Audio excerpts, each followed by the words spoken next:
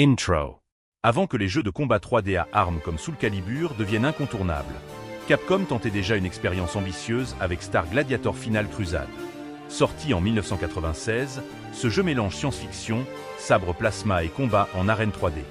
Pourtant, malgré son originalité, il a peu à peu sombré dans l'oubli.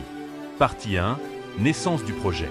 Au milieu des années 90, le marché du jeu de combat évolue rapidement. Des titres comme Tekken et Virtua Fighter imposent la 3D. Capcom, déjà célèbre pour Street Fighter, décide alors de créer sa propre licence futuriste. Le résultat, Star Gladiator Episode E-Final Crusade, un jeu qui mélange arts martiaux, armes énergétiques et esthétique spatiale. Partie 2, Histoire. L'histoire suit Hayato Kanzaki, jeune combattant maniant une épée plasma. Son objectif, retrouver son père disparu et affronter le mystérieux docteur Bilstein. Bilstein organise un tournoi galactique réunissant plusieurs combattants venus de différents mondes.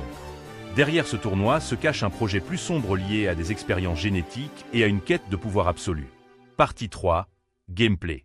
Star Gladiator propose des combats en 3D avec déplacements latéraux. Chaque personnage possède une arme unique et des attaques spéciales appelées Plasma Strike. Le système intègre aussi plusieurs mécaniques originales.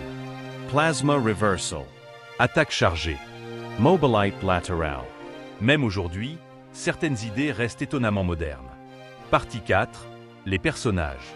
Le roster propose plusieurs combattants mémorables. Hayato Kanzaki, héros principal. June Lin Milliam, Ninja Futurist.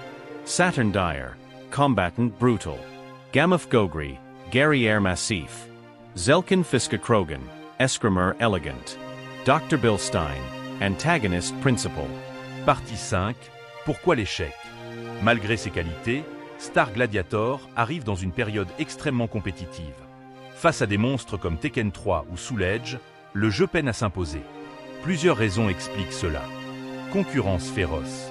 Communication limitée. Identité encore en construction. Partie 6, héritage.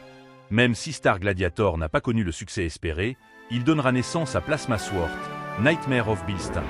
Hayato apparaîtra aussi plus tard dans Marvel vs.